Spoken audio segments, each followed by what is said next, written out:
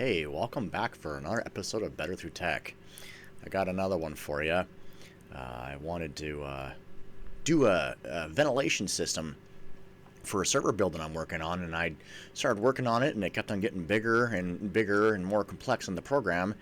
And I realized the way I was setting it up, I could also use it as a ventilation system for evacuating smoke from my laser CNC machine, or possibly even ventilating the smell from my liquid 3D printer. So I thought I would go over the rough process of what I've been working on and show everybody what I got. Let's see here. What do I got? Right here. It can also be used for putting in your PC, like I had mentioned, because I was originally thinking about putting this in my server computer, and I started realizing, like, this is essentially what I would be building or replacing. It tells you the temperature of an area, and it tells you how fast the fan is spinning. And I wasn't really thinking much of it, but that's exactly what I ended up building.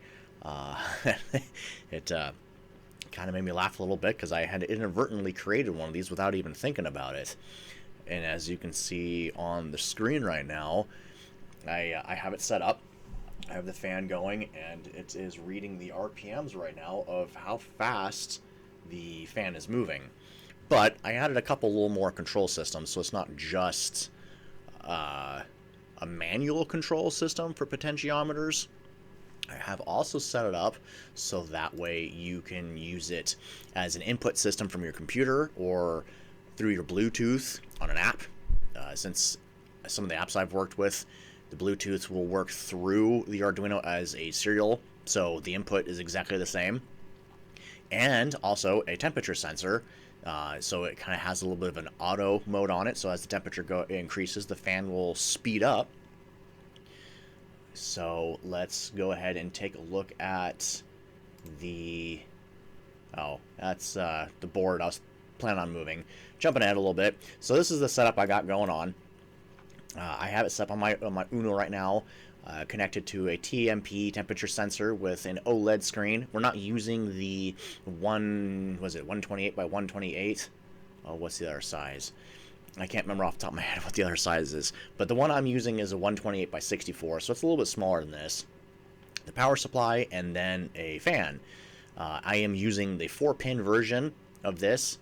So you got your ground, your positive, you have the tach signal that tells you how fast the system is moving, and you also have the RPM or the PWM to get it to move.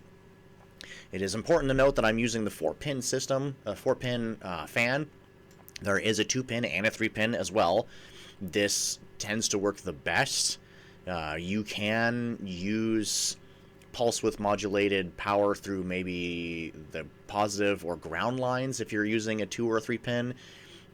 But as far as overall control is, I find it that these are probably the easiest to set up. So I'm not going to focus too much on the wiring of this. Since we've been over a good deal of most of this already in previous videos. The only thing to really note is that the OLED uses a I2C protocol. So the SCL and the SDA will go to the analog 4 and analog 5 pins on the Arduino. I2C is a very ingenious system. It works a lot like the mailman when it's delivering mail to your house. You can have multiple items plugged into that system through the I2C. Each item, or I shouldn't say item, each device connected down the line through that has its own specific address. So when the Arduino sends out mail, per se, it sends it only to that specific address and nothing else will receive it. Just like how the mailman delivers mail to your house and, you know, no one else, well, no one should get your mail besides you. But that's the whole basic idea, is that the packet gets sent out and it will only be received or sent out to certain devices on the I2C protocol. So, with that being discussed, I'll pull the code up here. I already have it running. I didn't want to spend too much time really going over, programming the whole thing out, because this would take a really long time. This is, I mean, it's not a huge code, but it's got a fair amount of length to it. I think it would be take too much time to go over. So we're just going to discuss some key points on this, mostly the ones that we really haven't gone over in any of the previous videos. And I'll just show you how everything works. And if you find it interesting, go ahead and adapt it to whatever your project is or however you'd like to use it. And yeah, so, oh, I had a friend suggest this, and so I'm going to give it a try. Please tell me what you think. They had suggested maybe I should try telling a joke on my videos, so I'm going to go for it just to try to, I don't know, get everybody kind of in, laughing a little bit. So, what happens to a frog when it parks illegally?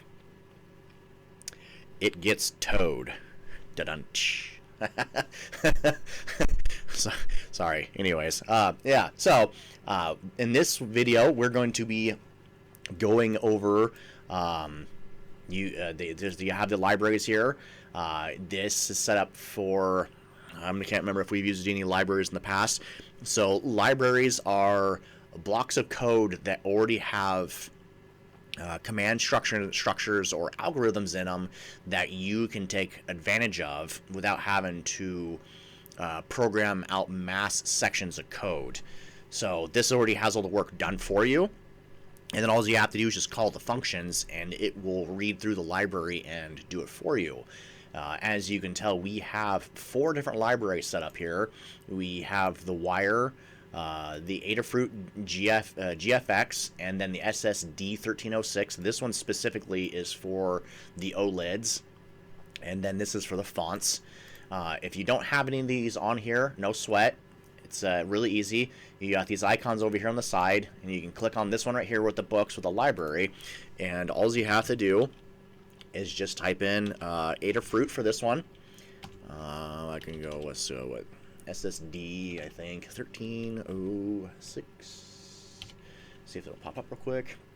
Yeah, so if you need any of these libraries, the wire one should be built in already, but these other three you might have to go find. I know that both of these Adafruits are already built in. There's one of them's right here. I already have it installed, as you can tell, because it's suggesting I remove it instead of install it. And then there's the version of it. So this is probably how you'll find a majority of your libraries that you're going to use. Once they've been installed, though, the awesome thing is you can go into examples and then you can find the library you just installed. There's the GFX version right there, and you can actually pull up some of the projects. There's some example code that they have that you can learn and use from it. Otherwise, you can go into your file here and you can go into documents, and you can go into Arduino and then go to libraries, and then you can find the library you just installed. And see, there's the SSD 1306. You can actually click on this and it'll give you a number of things to look at here. There's the examples for it, which you should be able to find up here. If you go in here and go into examples, you should find it. Otherwise, you can go in here and you can look at, let's see, where is it at? The README, I think should be the README. It might be in examples. Yeah. Let's click on the library real quick to see what pops up. That's not what I was looking for. They usually will have a list in here of keywords that will show you how to set these up. That wasn't what I was looking for either.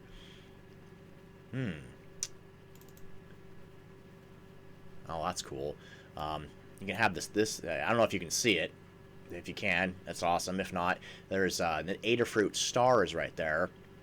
So if you run this example, it'll actually show this on the screen. Wow. Okay, so I'll go into the NeoPixel one. See, like this will have keywords. And you can click on these keywords, and it'll show you what the keywords are for this specific library in order to let you use the setup. But most of them should have them in there. Should be really easy. If not, it's not hard to find a GitHub or a website that will cover this stuff, so you can figure out how to use it. Next will be the setup for the screen. Since we're using an OLED, it kind of works more like a TV than 7-segmented display. Hey, I just wanted to give a quick edit here. What we have on the screen is the 128 by 64. That is the larger OLED. In this tutorial, we're using the 128 by 32, which is the smaller OLED. I have made all corrections. They are on the GitHub account, so be rest assured if you plan on using this, everything is correct.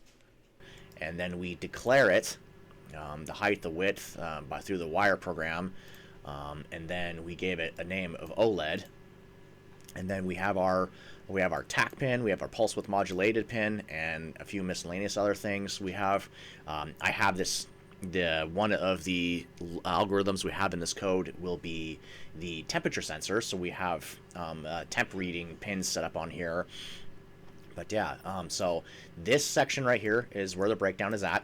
As you can see, this is where you select what function you want to use, whether it's the computer keyboard or an app. We will, if you don't know how, I know there's a few people out there that are showing you how to do that. We will cover it later.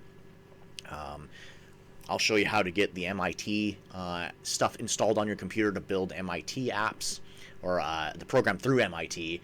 There's a couple other ways too. We will cover that down the road. It's not something we're going to do right now. Probably not really anytime soon. As I haven't been in it for a while, and I need to get spun back on it, and I'd probably give you more bad information than good at this point. So we're just going to use it through the keyboard at this time. Option number 2 is the potentiometer, so you can manually run it. And option number 3 is the temperature sensor. Like I said a few minutes ago, it will revolve around sensing the temperature. So if you're using this, say you have maybe a passively cooled amp, like a surround sound or stereo amp that's passively cooled, so it has a huge radiator on it. You can essentially put this system on top of that and make it an active cooled system. I mean, what electronic wouldn't love that? Heat kills electronics, so the cooler you can make that amp, the happier it'll be. And this will be a great way to do it. And if I don't have it posted, it should be posted soon, but I am doing a theater build where I will be setting this stuff up in my theater room, in my AV closet, where it'll be set up. Wow, I am drawing blanks at the moment. I'm trying to figure out what I was trying to say, and I totally lost everything. So I got an AV closet in there where I'll be having all my amps, the Blu-ray player, all that kind of stuff sitting at. And I'm going to do a bunch of this stuff in there to help keep everything circulated and cool. So this is something that you could also use. PC fans are great for that kind of stuff. They stay very quiet. Unless you're using the CPU version. The CPU, there's case fans, and then you have the CPU fans. They work very differently as far as output is concerned and the noise. So yeah, I'll go over that a little more in a minute, but let me finish the code, and then I'll talk about the fan and how it works and why it works the way that it works. So going back to the code, so there's our input section to decide which one of these three is going to do what. This right here is going to work in part with our internal interrupt, and this is going to keep track of how fast the fan is spinning, and that's how we're getting this number right here. This 1950 or 1920 is actually the RPMs of how fast this is running at the moment. I don't have the RPM on there because it's a little big, so it just reads the numbers. But it is part of that internal interrupt service to keep track of the RPMs. This section right here essentially just initializes the screen. This is the actual address itself for the screen. And this is really nifty, because this falls back on what I was telling you about earlier about having a specific address. We can actually set up several of these screens. We would need a little bit of an extra circuit for this, per se, because only these little ones have a hardwired address in them. You can't switch them. But the bigger screens actually have a selectable address, so you could run two of these at the same time without having to have any special hardware to run along with it. And there's a number of other things you can actually run the I2C protocol on, so you can have a whole mass of things connected to this. I think I have a real-time clock that runs off of it as well, so you can have multiple things just run off of this basic setup. And then this is a little redundant for this one specifically because it doesn't run in any colors, so I don't really need to have this up. But then yeah, there are multicolored screens out there that will allow you to do that. I wouldn't say full array color, but I do believe that there's some out there that have blue and yellow in them as well. But yeah, so going down a little further, we got our pin ins and pin outs. We do have this one set up as an internal pull up, so it's using a resistor on the Arduino. Going down a little further, this is our attach interrupt. This is actually the the setup that's going to actually make it so we can keep track of the RPMs. This is a default setup for the speed, and now we're starting to get into a little bit of the funner stuff. This is some of the functions we're going to be reading through. Like this one, it does a contain function, so when it can't read anything outside of 0 to 100. That's all that one does. It's a really simple setup. So if it tries to read anything below 0 or anything above 100, it won't allow it to do so. Once it's done doing that, then it goes into the map function. We have looked into these before. If you remember in one of our past videos, it's a very clever little setup. So anything between 1 and 0 will come out as between 0 and 255. So the pulse width modulated setup, so the fan can look at it and understand what it's being asked to do. This is our analog read. This function doesn't really need to be there, but I kind of like setting it up because it makes the main part of the program easier to read. And then we get into the main loop. So this main loop is, so there is our input from up above, which will read down into options. And depending on what option it sees, it depends on which section it will run. And as you saw earlier, there's 3 sections of this. This is the main input if you want to input stuff from the keyboard, right? And I do believe I have it set up on that right now. So if I have it correct, this will start dropping. And it is. So great. Haha. So we have this on option 1 at the moment. And as you can tell, the RPMs start dropping actually quite quickly. And I dropped it down to 10% output. We can jump this up to 50, and you'll see that will start picking up quite quickly. And we'll go to 70, and you can hear the fan starting to really pick up now. And I'm going to put my hand on this, because it's going to fall over if I start going any faster. I can already see it trying to move. But we can go to 80, and then 90, 100% output. And this is where you'll notice, that the CPU fans are actually a lot different than the case fans. The CPU fans can actually go substantially faster, which makes them louder. The case fans are designed just to move a volume of air through the case, so that there's always fresh air in the case. The CPUs are actually designed to cool down the CPU itself, and thus the speed that I can achieve is a lot higher. And since it's inside the case, it's kind of baffled a little bit by the case, so it's not quite as loud. But the reason why it gets, why it does that, is the fan defaults to 100% output if there's no signal being sent in. So if you ever not plug in the signal line, and I would reach for it and show you, but unfortunately I probably would yank out a couple other cables at the moment. But if you don't have the input signal going in, the pulse width modulated pin going in, it will automatically default this to 100% output. So something to know for tinkerers on this and computer builders. It will default to 100%, and thus that's the reason why when you turn your computer on, you'll hear these things boot up and it'll make that noise. It's because it got power before it got signal, so it automatically defaults to 100% output. And then as the BIOS kicks in, the bootstrap process kicks in, then it starts receiving the signal, and then it'll slow down. So that's a little tidbit for you there. But that I'm doing really good. I just forgot where I was at again. So it comes down to this. This is more of the interrupt, the internal interrupt. This is more of the process for the RPMs. So is this. I don't want to exclude that. So that's what helps make the calculations to run the RPM, so you can see how fast the fan is moving. In this section, we have it set up for readouts, so we can see what's going on. This section obviously is for the computer. This is for the OLED, so you can see what's going on. And it's not too complicated. It's pretty straightforward, really easy setup. The next section is for potentiometer. This will read a pot. I don't have it hooked up, as you can no doubtly tell. But if you've watched any of the previous videos, it's a really straightforward section. It just reads the pot, and then it maps it to the certain size, so you can do 0 to max output.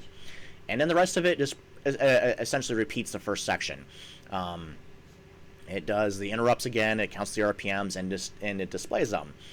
Then we come down to the third section. This is where all the automated magic will happen for this program.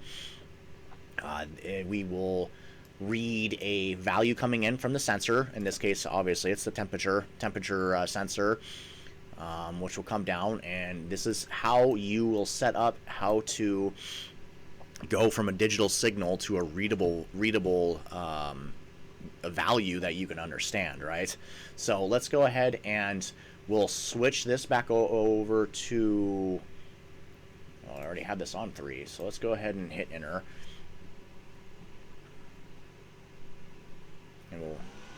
And see, so now there the fan just picked up because it lost the signal from the Arduino, and so it defaulted to the maximum output.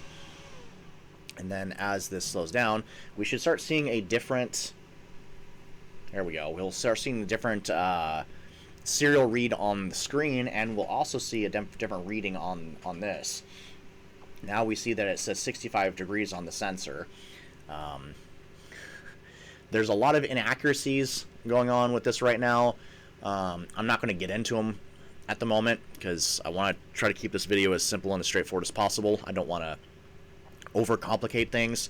But long story short, the amount of voltage you feed the temperature sensor and the drain on it, so the pull between other electronics connected to it, will influence the voltage reading coming out of the temperature sensor, which can cause it to slew the reading. So, and it's 70 degrees in my house, and as you can tell, it's not exactly reading 70 degrees, which is the reason why I set up the... Excuse me, people. I apologize. But, okay, where's it at? I just lost what I was looking for, and it's because I'm in the wrong section. So we'll come down here. So, as it reads, we will convert the analog into a readable voltage. I have this connected to 5 volts. That's the reason why it says 5.0. If you're doing 3.3, you can put that over into 3.3, and it will read. Some people will say that it gives you a higher resolution to read in between its max value and mid value. I don't really notice a difference, honestly. But as it continues to read, we come down here and we'll convert this over to Fahrenheit because we use freedom units here, and I will continue to use those. But I have a difference I've added in here, because without the added diff or difference, it will read a substantially lower value. Like I said, for simplicity's sake, I don't want to get too much into this because I don't want to make the video super long. But then we have some more automated values on here, automated algorithm, I should say, sorry. And so what this is if the Fahrenheit is less than 60, it will just turn this off. And it is very important to note that CPU fans are not designed to turn off. Some of them do, not all, but some of them do turn off. A good majority of them are not designed to turn off, so even if the input is rated at 0, it will still spin. And I can't change this now because we put this on option 3, so it's running in automated mode. But so I could show you. But just note that when you put it on 0, some of these will still continue to run, albeit at the slow speed, but they will still continue. And then this will be like the butter zone. This is where we want it to operate. If temperature is more than or equal to 60, and if it's less than or equal to 200, then we're going to map the value. This is where the key zone is at, where we want it to run. I'm still playing around with this. If you want to use this code, feel free to mess around with this section right here. This is how you're going to adjust the main input for this. But then we can get here, and it says if R is more than, and see, actually I flipped this around. I'm not sure. Oh, that's why I flipped it. It should be just fine reading the F. I'm not sure why I put R here. That's the run output from here. But I think this should actually say F. It's probably what that's supposed to be. But anything above 180 degrees, it'll just max out at full output. So it'll just run flat out at the highest setting, and just like it would, like you just saw when I switched over the upload. And then again, this is just the serial output. Then here we have two different OLED outputs. This is for anything under 100 degrees. So this is anything that's 2 digits. That's 2 digits on the screen. And this thing is anything over 100 degrees, which will obviously become 3 digits. So all that will do is just shift the... oh, see, I'm messing with it, and I didn't like that. It will shift the degree icon and the Fahrenheit icon over, so that way they don't jam up on top of each other. So let's go ahead and come down here at the very bottom.